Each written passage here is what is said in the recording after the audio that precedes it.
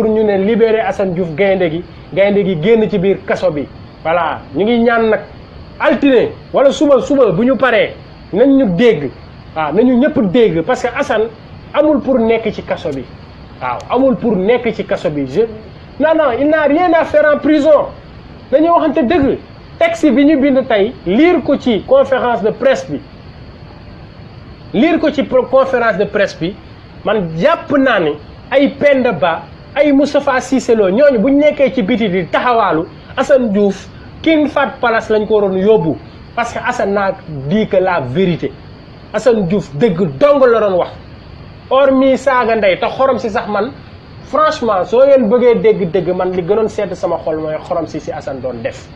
voilà man looloo gën a sedd sama xol man voilà ñii am na ñoo xam ne nag bëgguñu xorom si parce que am na ñoo xam ne il ne mérite que ça yërmande la ci ñoom actuellement fi may wax ak yéen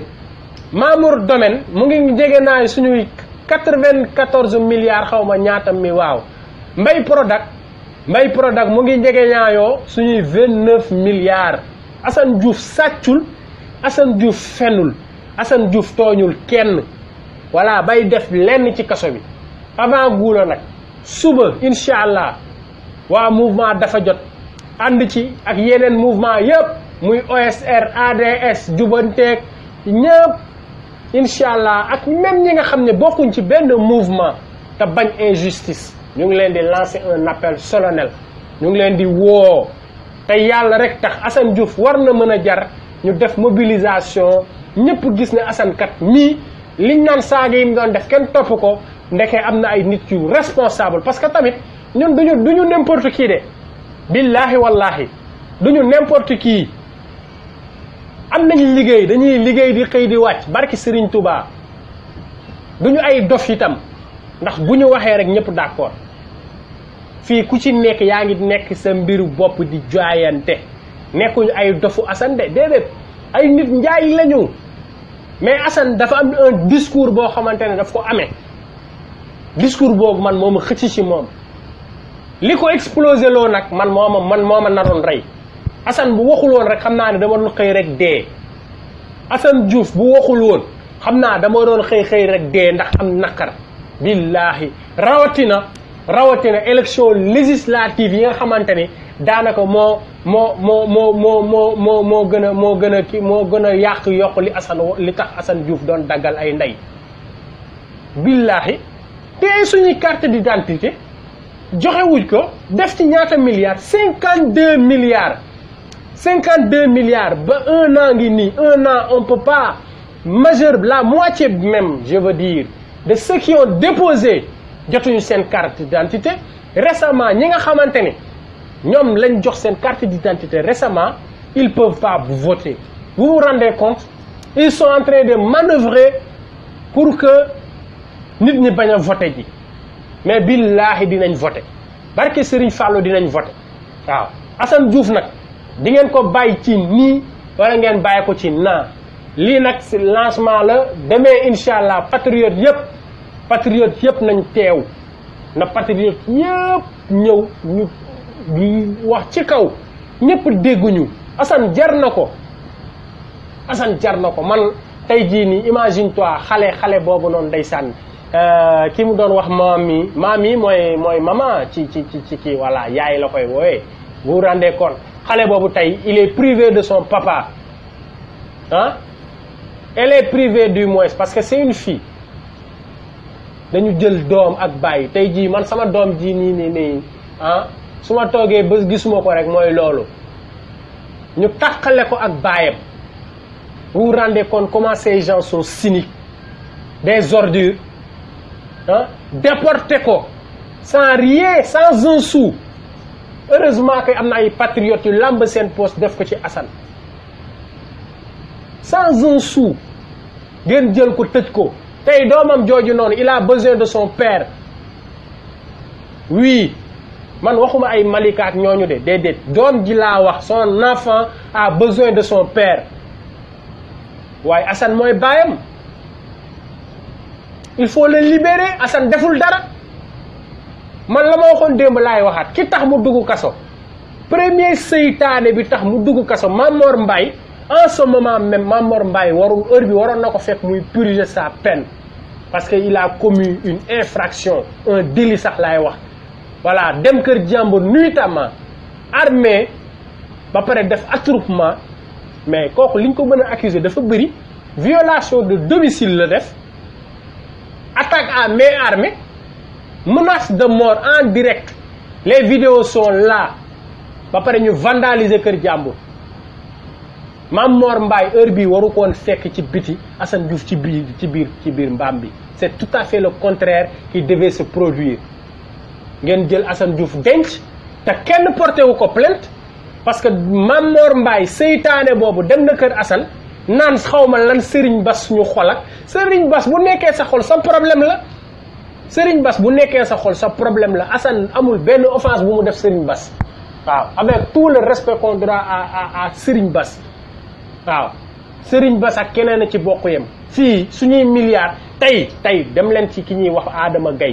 Gaye c'est un Sénégalais internationalement connu voilà Touba hôpitalu Touba ay Mbàkke ñoo détourné 40 milliards yi voilà ñoo ko détourné te dinañ génnee seen tur benn par benn amul Mbàkke amul Fall ku ci lekk dërëm dinañ la siwal te bu jaree ñu tëj la kaso dinañ la tëj kaso bëgg a tedd bëgg a tedd te doo liggéey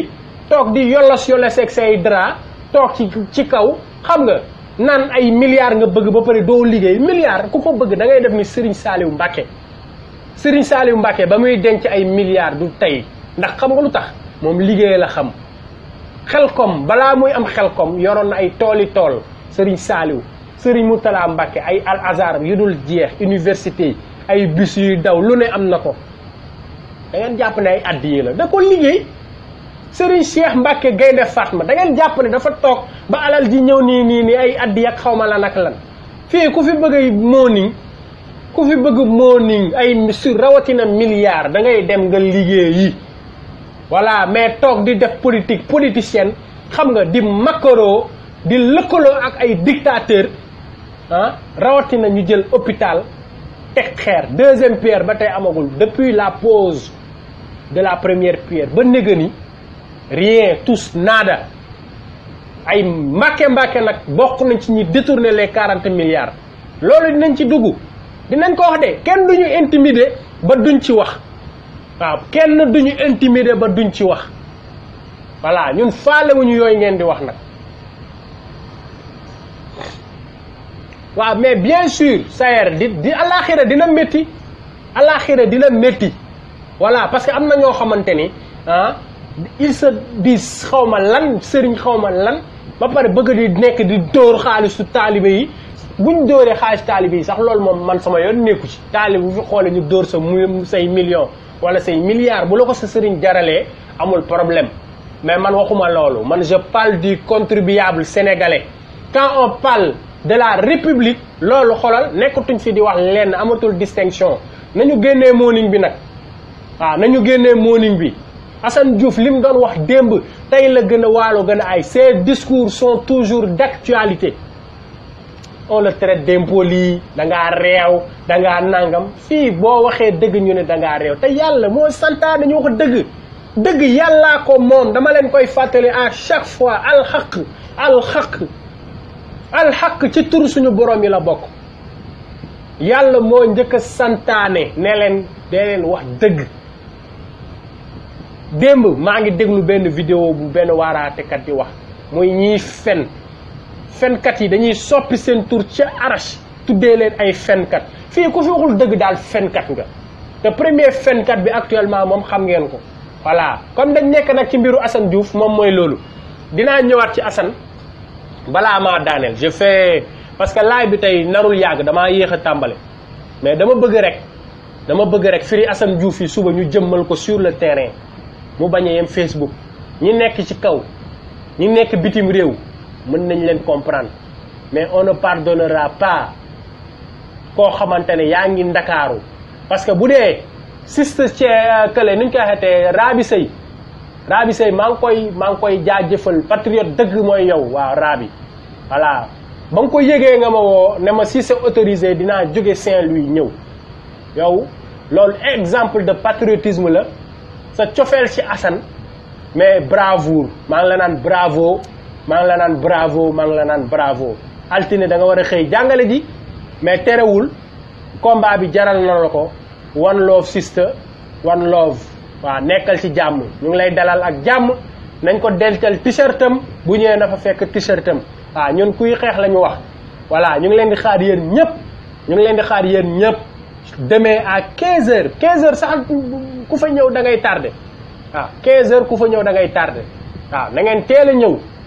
waaw ku ñëw incha allah les t-shirts seront disponibles sur place on va scander le nom de Assane Diouf il sera à l'honneur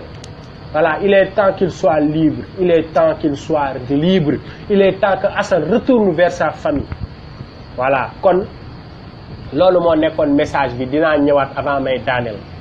Moustapha Cissé Lo mooy sama kii tey Moustapha Cissé Lo malheureusement sama ordinateur bi indiwuma ko mais sinon doon naa leen tegal ay vidéo yi Moustapha Cissé Lo naan dafay laaj ay question à Ousmane Sonko ah man de déglu naa vidéo yi loolu Ousmane Sonko la wax Ousmane Sonko bind na livre mu ne non Ousmane Sonko warul wax ay solution na tontu ci moom ay tuuma yiñ ko teg yi ñu teg Ousmane Sonko nee na moom Moustapha Cissé Lo na Ousmane Sonko tontu ci këru 500 immeuble bi mu tabax Ousmane Sonko na tontu ci lan la Moustapha Cissé Lo waxaate ay calomnie des balivernes ah non mais est-ce que gis ngeen yenn genre nit et puis ce type man ce qui me fait le plus peur si Macky Sall demain quelque chose lui arrive mu coïncider ak Moustapha Niasse nekk en incapacité est-ce que xam ngeen ni Moustapha Cissé Lo mooy doon suñu président de la République est-ce que xam ngeen ni Moustapha Cissé Lo en sa qualité de premier vice-président de l'Assemblée nationale su Macky Sall disponible Moustapha Niasse disponible moom Moustapha Cissé Lo mooy nekk ñun suñu président de la République kawteef comme Moustapha Cissé Lo na ngeen ma ko woowal nag bu ngeen mënee jëli Moustapha Cissé Lo mu ñëw j'ai des questions aussi à lui poser comme ni mu laajee Ousmane Sonko ay questions moi aussi j'ai des questions pour lui voilà parce que nee na Moustapha Cissé Lo nee na Sonko tontul ci loolu ah ñu ngi lay jiñ xawma lan tontoogu ci kat waay Moustapha Cissé Lo yow laay waxal yow Serigne Modou Boussa Dieng moo toog ci plateau Pierre-Édouard Faye ne sa baay sulaar la woon mandikat da daan lang tontul ci loolu d'abord benn Moustapha Cissé Lo nee na sa baay góor gi xawma lan loo moo ñu tooñ nag parce que moo jur un émergumène comme toi espèce de xawma ban genre la voilà xawma lu mu jur moom góor gi Aliou Lo mais du nit bu ma kenn ne nit nag kenn du ko topp ba mu sët parce que Moustapha Cissé Lo du nit waaw nee na sa baay su ma saan lang kenn du dégg traître la woon jaam la woon da doon jël ay waay nag lépp la daan naan tontul ci loolu Moustapha Cissé Lo wala ngay dem ci Sonko naan kaan tontul ci loolu yow tam tontul ci loolu sa baay setalal deram bu dee dëgg la tontul ci liñ wax ci sa ndey nee nañ sa ndey dégg naa bon restaurant la doon mbubboo doon jaay ceeb mais du woon jaay ceeb yem ci da doon jaay leneen yàpp da doon jaay yàpp waaw yàpp bi mu bokk bi mu képp da ko doon jaay tontul ci loolu Moustapha Cissé Lo sa ndey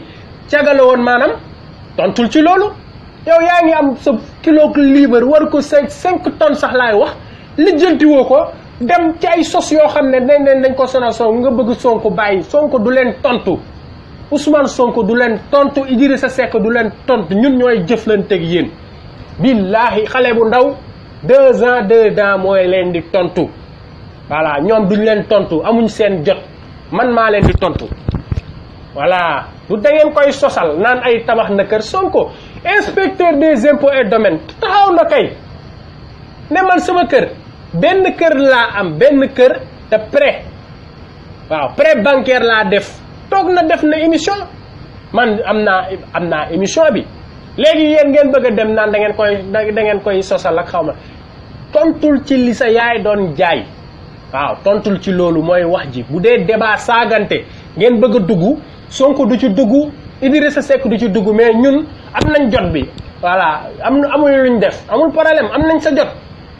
nañ sa jot fii ba ginnaaw suba boo tàyyiwul duñu tàyyi dañuy yeewu di ci fanaan loolu sa yaay doon jaay noonu dañ ciy fanaan waaw tant que tontuwoo ci nag duñ la bàyyi dinañ la tongal dinañ la traqué ba nga tontu ci nag ndaxam sa yaay cagala woon am déet waaw jaajëf Baye Fall yi ziar naa leen yéen ñëpp Badara Lo One Love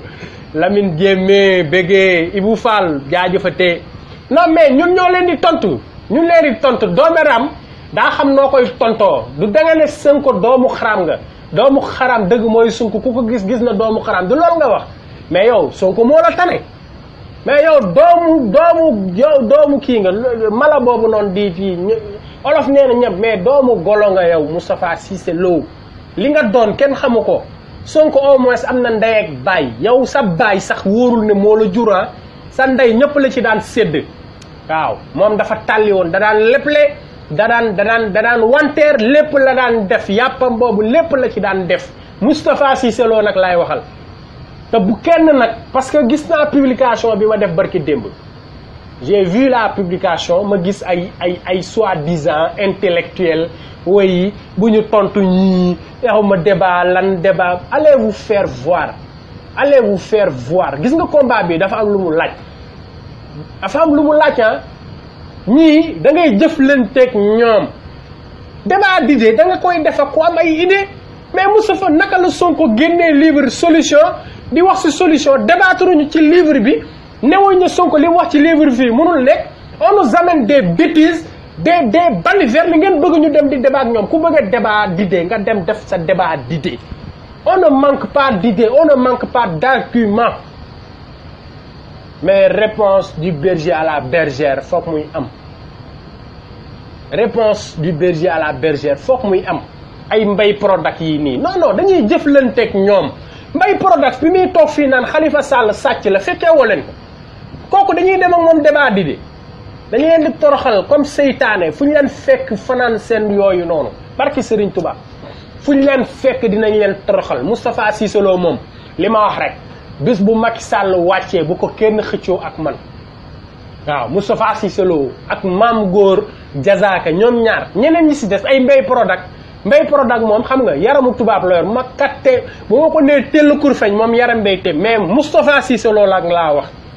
ak Mame Gor sulaar boobu nga xam ne góor jigéen la day mbuboo Baye Fall te du Baye Fall waaye bu ngeen bàyyiwul Sonko ñun am nañ seen jot waaw Sonko Karim Wade Idrissa Seck Khalifa Sall ñun ñooy seen défenseur ñooñu duñ leen tontu amuñ seen jot ñun ñoo leen di tontu ñun ñooy jëflanteeg yéen kafuñ ci réewuñ ci bu ngeen ci delluwul ginnaaw duñ ci dellu ginnaaw Assane Diouf da ngeen ko yàpp rek mais tàmbaliwul saaga yi da ngeen yàpp Assane Diouf donc premier fii ki fii saaga ay ndey mooy Souleymane Jules Diop vous l'avez premier ministre ah yaa xam Codou Mbaye sulaar boobu tamit di dem boîte de nuit di jël suñu alal di dem ci ay boutique Louis Vuitton ah des journalistes corrompus comme ça ñoom ñëpp ay saagakat Macky Sall dajale leen ci partem waxoo leen ci naan ay Assane Diouf xam nga lu tax ngeen gis Assane Diouf xoolal moom il est unique ay ndabak xam nga ay kuddëk ay paakaak lépp la daan dajale di ko dugal seen yàpp waaw yaa yéen a ma gën a xam yàpp bi foofu la ko doon def waaw comme gars yi dañ ma tere saaga nee nañ ma naa bàyyi xorom du ma xorom waaw mais su ma waxee rek junjur dañu ne borom xel ay nante ngeen nante la donc yéen a ma gën a xam su ma neen yàpp bi rek waaw mooy loolu yéen a ma gën a xam maa ngi jéggalu mais Moustapha Cissé Lo da nga war a xam ni yow boo ñàkkee fayda nan ay man ba ma tàmbalee doon député loolu yëpp du sa coobare ay ba ngay doon député ba ma tàmbale balaa maa dee ngay duul ba ma tàmbalee voyager ba may téye million 21 da ngay fen loolu mënoo cee indi firnde da ngay fen Moustapha Cissé Lo duul rek lay def fen ay ba ma tàmbalee liggéey ak ba ma yow waa yow fii nga fi toog émission sortie di martaatu Ablaye Wade fii ñun seetaan nañ émission bi du sortie kii la ataaya boo xamante ni boobu Aïssatou Diop Fall moo ko doon def ak ndeysaan dem si yàlla Jules Junior ñoom ñoo doon def ataaya boobu ñaari yoon lañ ko invité beneen bi caat moo ko fa wàññi ne ko yow ak gaa yooyu yéen ñëpp a yem benn ngeen politicien nga kese mooy deuxième émission mais première émission bi dafa taxaw naan Karim Wade daal moom xaw ma lan mais Ablaye Wade lu mu wax loolu laa wax tey boo wëlbatikoo di wax Ablaye Wade moom laa la mayetul boo waxtee Ablaye Wade dara rek ma këpp waay Ablaye Wade moom loolu moom je ne le tolère même pas li may wax chaque jour rek kooku waruma la wa laaj waruma ak lu mu mënta def il a commis des erreurs rek lépp on accepte mais dafa laaj ñu wormaal ko waaw Ablaye Wade mérite ñu wormaal ko voilà yow on te pose des questions tontu ci Sonko nee nga na tontu ci question ñu ko laaj yow tam tontul ci li ñu la laaj sa ndey da doon cagatu oui ou non Moustapha Cissé Lo sa ndey la ñu wax nag voilà moom da doon nekk Touba ah paa yu xobidaas yeeg ñëpp ku ci xiin dem taw ci kawam ba sëñ Mbacke soxna Lo non sëñ Cheikh Mbacke Gaynde Fatma joxe ndigal nañ ko génnee Touba dañ ko génne woon Touba Moustapha Cissé Lo tontul ci loolu voilà yow sëñ Modou Bousso Dieng nga war a dem jëflanteel moom mi dem ci rajo yeeg télé yi ne sa yaay caga la moom moo ko wax waxuñ ko ñun dañuy jottali rek waaw ñun dañuy jottali rek Serigne Modou Bousso Dieng moom nga war a dem yow nga toog nga tontu ndax moom ba muy wax loolu léegi 1 an nga bëgg a taxaw naan Sonko na tontul ci liñ la laaj lañ la wax tontul ci liñ la laaj moo gën amal jom loolu boo ci tontuwul rek man jàpp naa ni tu n'as plus rien à dire à Sonko waaw tu n'as plus rien à dire quoi sa ndey di cagatu sa baay di mandi te sa baay sax wax naa la ko ñu ngi laam-laame ndax moo la jur am déet waaw parce que moom sa ndey ñi ko doon dégg naa ci ñi dégg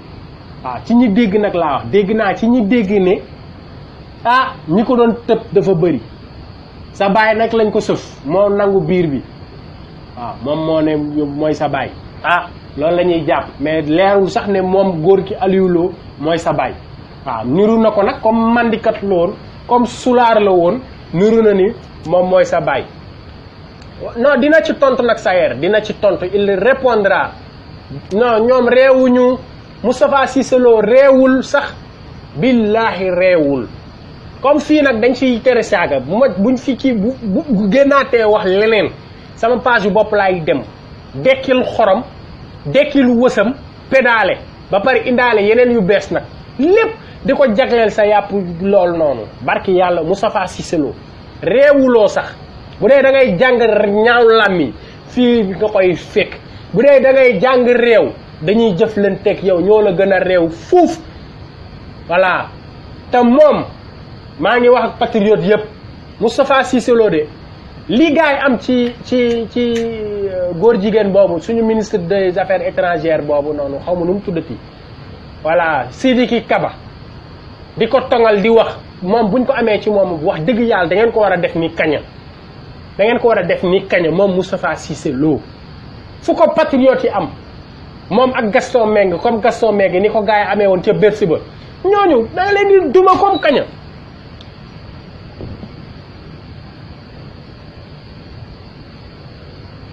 da nga leen di duma comme kaña waaw da nga leen war a duma comme kaña amul yërmande amul dara fu ngeen ko fekk nañ ko duma comme kaña yow da nga jàpp ne sa baay moom Sénégal ba nga ne yow boo waree saaga te dara du la fekk da ngay duul 4 mois moo leen dese yow ak sa patron Macky Sall xaw ma yaay patron xaw ma mooy sa patron mais 4 mois moo leen dese ñu tëbal leen ci nii mbaa ñu tëbal leen ci nele 4 mois nag laa wax ñu ngi ci lan novembre décembre janvier février déedéet matu ko ñetta di 3 mois ci des 3 waaw 3 mois moo ci des ngeen abal ñu sàpp dëggit ndaat saay 3 mois non lii jar na fecc 3 mois Macky Sall dootul nekk président du Sénégal non lii jar na fecc lii moom jar na fecc lii jar na sàpp dëggit ndaat saay waaw jar na ko Macky Sall dootul nekk jar na raas gis jar na lépp raw taj lépp jar na ko waaw Macky Sall dootul nekk suñu président en février waaye sant yàlla billahi sama gars yi nañu armé wu jusqu'aux dents on a qu'à se préparer waaw nañu préparer wu ci toute éventualité mais première éventualité bi mooy comme li Assane Diouf doon wax jëli leen carte d'identité yi jëli leen man sama carte d'identité yi nii ma coffré fii waaw mu ngi fii en sécurité boobu mooy première éventualité bi foofu la ñuy njëkk a dumaa Macky Sall toroxal ko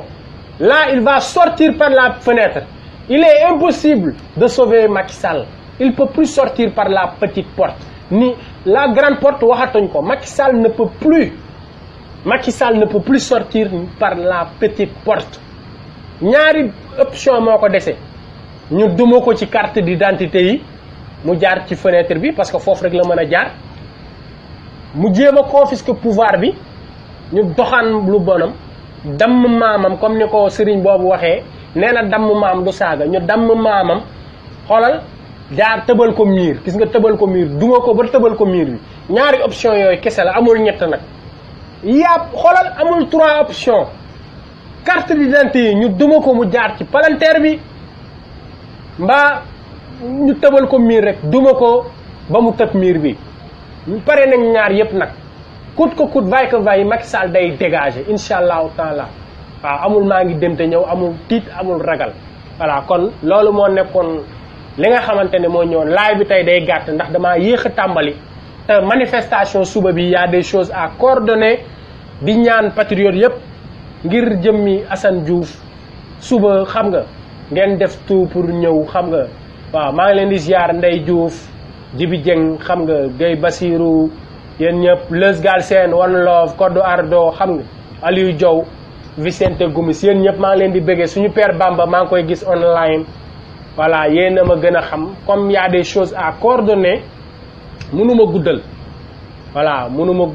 voilà xoolal gis nga jaajëfatee di leen bëggee yéen ñëpp di leen xamal que ni demee incha allah à 15h manifestation générale pour libération Assane Diouf. Assane Diouf doit sortir de prison. Assane Diouf doit regagner sa famille. Assane Diouf doit retourner aux États-Unis. Inch'Allah kon suba ak jàmm ak salaam na ko ñëpp pare na ko ñëpp waaj. One love les patriotes. Moustapha Cissé Lo pare gu ma ci yow de waaw planton bu bon bi nga doon yow planton sax la tane. Sonko def waay Sonko waxul nepp sa baay planton la de daf ne planton sax waroo koo doon planton waroo ko faa doon parce que tu es xoolal crapule nga tête creux crâne creux rien dans la cervelle. Moustapha Cissé Lo comment un type pareil Macky Sall rek ci ñu ko mënal j'avais tellement de choses à dire mais malheureusement le temps ne me le permet pas xam nga bourde bi Macky Sall def démb war naa ci wax vendredi prochain dinaa ci wax. waaw mooy déconnage bi Macky Sall def voilà ne voilà je ne sais pas quel xawma lan ak lan non rus naa sax jaar ci waaw rus naa sax jaar ci di leen jaajëfal waaw one love les patriotes free Assane Diouf waaw free Assane Diouf liberté pour le soldat Assane Diouf liberté pour le patriote Assane Diouf kon suba ak jàmm incha allah one love Père Bamba Gueye seeni jaabi namm naa la bëggee naa ñëpp one love lii mooy dafa jot les patriotes